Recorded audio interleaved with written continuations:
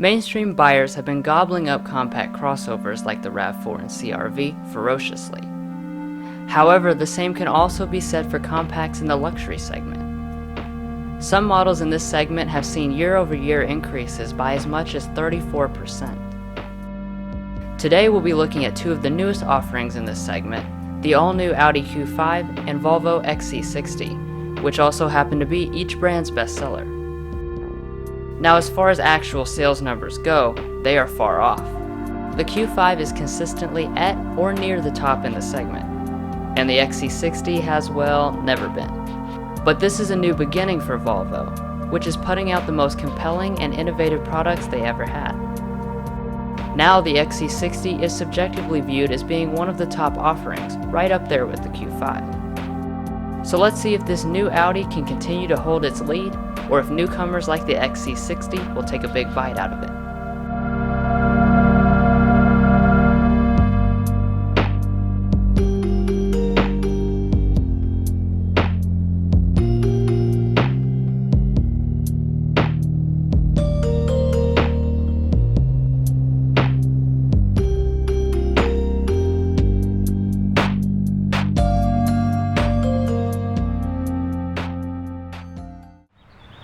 These two models are a lot more similar than what meets the eyes, and that goes for pricing as well.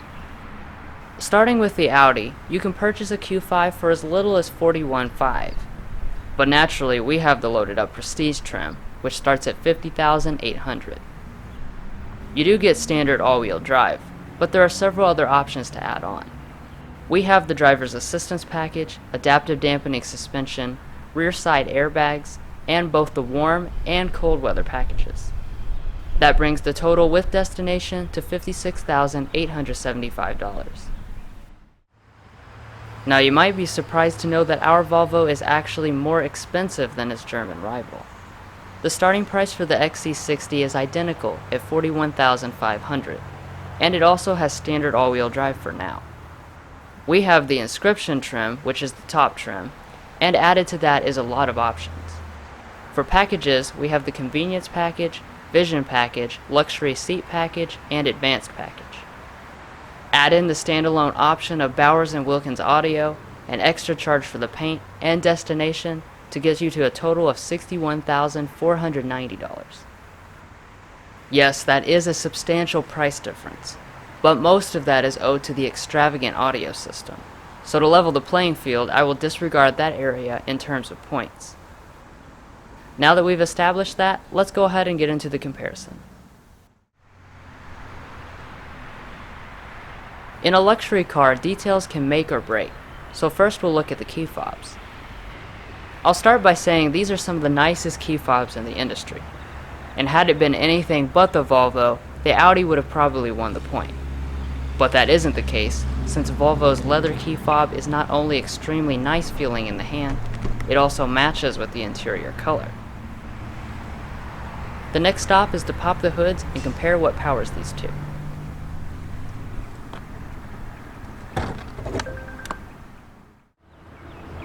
Under the hood, the Volvo and Audi are kind of similar in some regards, but not in others. The Audi uses their signature 2-liter turbo 4-cylinder engine, producing 252 horsepower and 273 pound-feet of torque. The Volvo also uses a 2-liter 4-cylinder engine, but this one is turbocharged and supercharged. It makes 316 horsepower and 295 pound-feet of torque, up significantly over the Audi. Power is routed through a 7-speed dual-clutch transmission on the Q5 and an 8-speed automatic on the XC60. I won't award a point here one way or the other, since the DCTs have their pros and cons. Like I already mentioned, both have all-wheel drive. When it comes to fuel economy, having the extra power puts the Volvo at a disadvantage. It is rated at 21 city, 27 highway, 23 combined, while the Audi comes in at 23 city, 27 highway, 25 combined, a gain of 2 mpg combined. Now that that's out of the way, let's move on to the all-new exterior styling and features. As always, we'll begin by looking at the front and rear styling in general. Starting with the Audi, we have a front end dominated by the latest version of the single-frame grille. It's wider, more angular, and kind of 3D compared to the outgoing model, but not a radical reinvention. To my eyes, the Volvo looks more different from its predecessor, but at the same time it's almost indistinguishable from the XC90. Its grille is a simple oval, with vertical chrome bars on the inscription. The headlights on the XC60 also feature signature Volvo cues, like the cool Thor's Hammer daytime running lights. Every part of the unit is LED, plus we have all the niceties like bending, auto-dimming high beams, and headlamp washers. On the Audi, we also have a very fancy LED arrangement, with the signature daytime running lights that Audi is known for. They don't bend, but they do have auto high beams and headlamp washers. Overall, I find both of these to be quite attractive designs, and definitely superior to things like the Lexus NX and BMW X3. It's very close, but I think I prefer the more aggressive look of the Audi. In the rear, again I am torn. I feel that each has their pros and cons. I like the more aggressive stance of the Volvo and the dual exhaust, but it does remind me somewhat of a wagon. The Audi looks more like an SUV, and I love the dynamic turn signals, but the fake exhaust pipes are a big negative to me. Overall, I'll call it a draw and let you guys decide. So now we'll start working our way around the cars to look at all of the features. Since these are both top-of-the-line models, the wheels are 20 inches on both of them. The designs are fairly attractive, but the Volvos look more expensive and stand out more with their contrasting design. So I'll give them a point here. The mirrors obviously look different, but they include the same functionality. They are heated, auto-dimming, and power folding. They both also have blind spot monitoring, though the Audi's indicator is inside the cabin. Both Audi and Volvo give you 4-year 50,000-mile bumper-to-bumper and powertrain warranties. However, there is a difference, and that's that the Volvo gives you 3 years of complimentary maintenance, versus only 1 for the Audi. Neither of these models have been safety tested by the Insurance Institute for Highway Safety yet, but the last gen models already did good, so I would expect nothing less from these.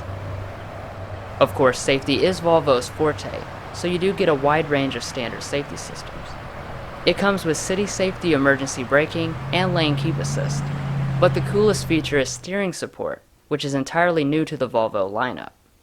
This system can actually steer the vehicle around obstacles if emergency braking will not be adequate, and it also works with oncoming lane detection and the blind spot monitor. By comparison, the Audi only gives you emergency braking and lane keep assist. The driver's assistance package does give you a cool feature called traffic jam assist, which can semi-autonomously drive the vehicle at low speeds.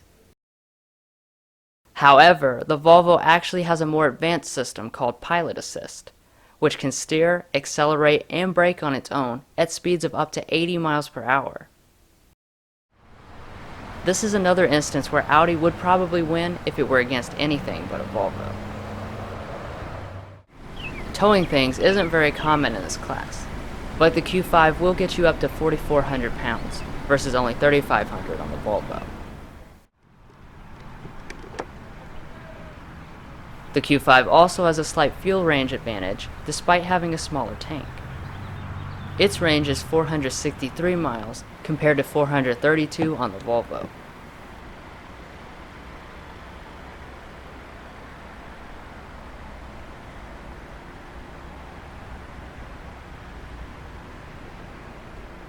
Well, that pretty much wraps up the exterior changes, but the biggest changes are on the inside, so let's check them out.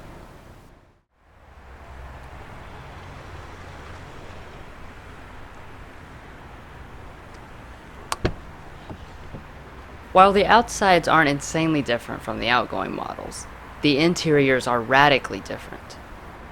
Starting with the Volvo, things have moved upscale in a big kind of way. There is almost no distinguishing between this and the 90, and the design is very contemporary looking, especially in this blonde Napa leather and driftwood combination.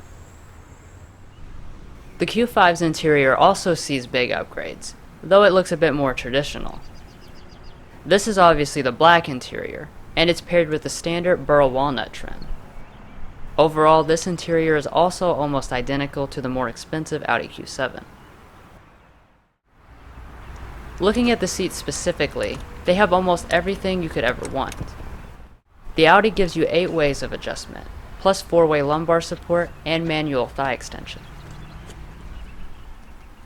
The seats themselves are the optional sport design, with real leather and both heating and ventilation. However, one of the other things Volvo is known for besides safety are their seats, and this model is no different. They are 10-way power adjusting, with the added benefit of power thigh extension and also massaging.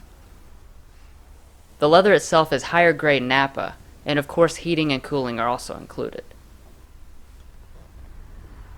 Both seats are very comfortable, but the Volvo has to get the point here.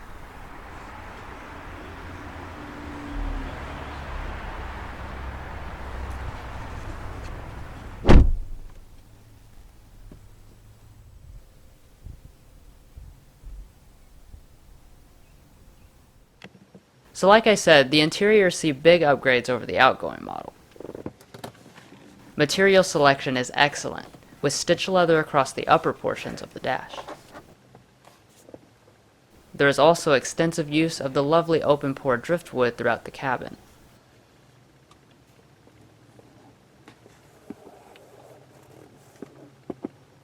Everything fits together very well, but if I had to knock it on something, I do think there should be some leather on the center tunnel. Audi, on the other hand, is known for making a great cabin, and this one is no exception to that. The upper dash is made of really high quality soft touch plastic, and there's also a lot of wood used throughout. Audi does give you leatherette on the center tunnel, but the overall feel is still less luxurious than the Volvo.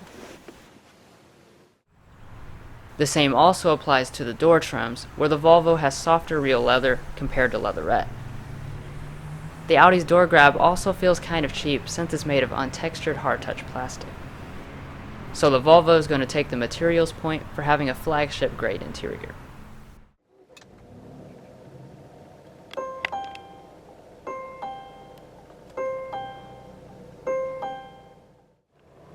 An area where both of these thrive is being high-tech, and that starts off with the gauges. They are both giant 12.3-inch displays, with lots of information and customizability. But the Volvo can't challenge the sheer power of Audi's virtual cockpit, which lets you control literally almost every feature in the car. Plus, no other automaker has even come close to making a map display as large or as detailed as Google Earth Maps. Both also include heads-up displays that are more or less the same, so the Q5 easily walks away with the point here. Both steering wheels feature attractive leather-wrapped designs, and they are heated.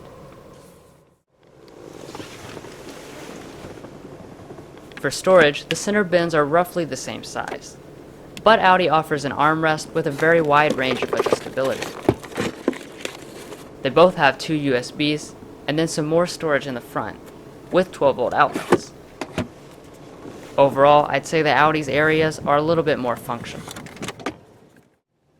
But since more surface area was dedicated to that storage, the Q5 had to go with a compact electronic shifter. While there's nothing real complicated about its operation, I prefer, and I believe most consumers prefer, a regular traditional shifter like on the Volvo. Both allow for manual shifting, but only the Q5 includes paddle shifters, so we'll call it even in this area. When you shift into reverse, both cars have great 360-degree camera systems. I like how the Audi allows you to have 2 views open at the same time, but the Volvo takes up nearly the entire 9-inch display. The tiebreaker here is that the XC60 has auto parking functions. Up next we have the audio systems. The Q5's is a 755-watt, 19-speaker Bang & Olufsen sound system. The points will be disregarded, but let's take a listen anyways.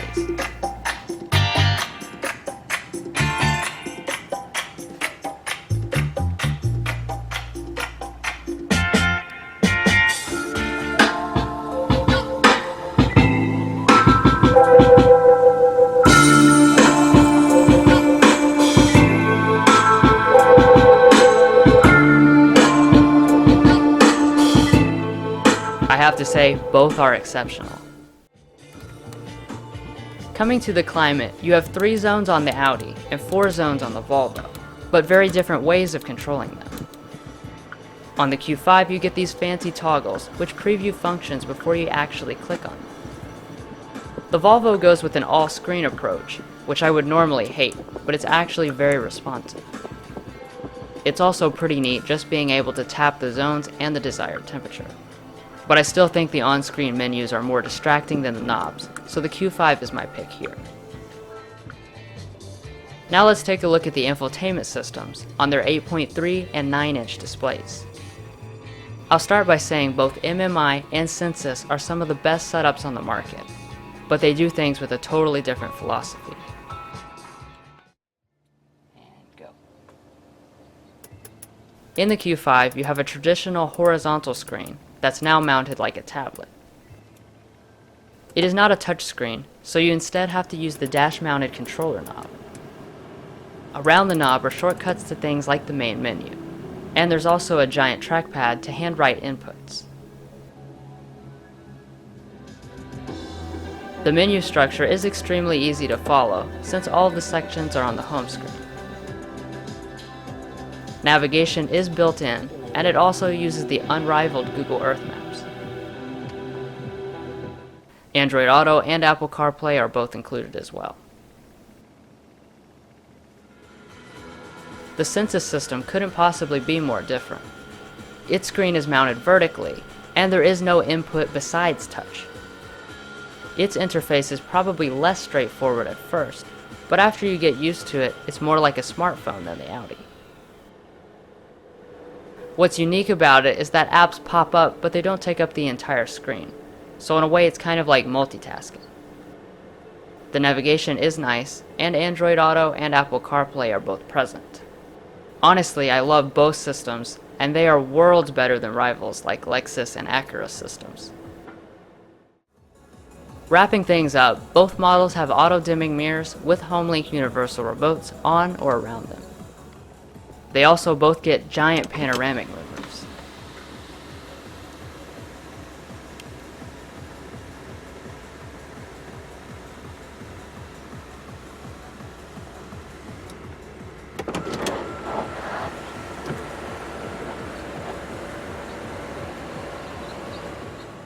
All in all, both these models have fantastic cabins that everybody will be happy with.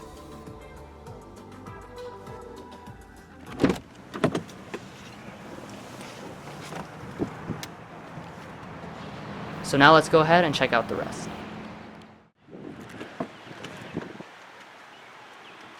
Since these are luxury cars, the door trim materials follow through from the front. One extra thing the Q5 does have is a sunshade. As with most cars nowadays, the new models grew a bit. The Q5 now has 37.8 inches of legroom and 39.3 inches of headroom, compared to 38 inches of both for the XC60. Once inside, you're greeted by lots of luxury and creature comforts. In the center, they both have vents and controls, but the Volvo breaks it into 2 zones, and it has extra vents on the pillars. They do both get heated rear seats and 12-volt outlets. Moving on to the hatches, they are both foot activated.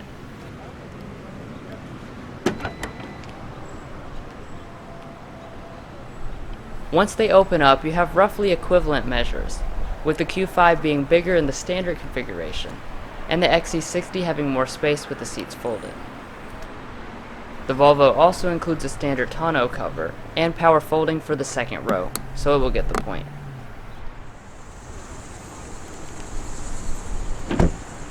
Well, that finishes up this very close comparison video. Both these vehicles are very impressive, and undoubtedly some of the best offerings in the class.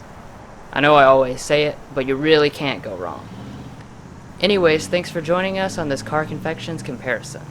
And be sure to subscribe for more comparisons and our signature full review videos.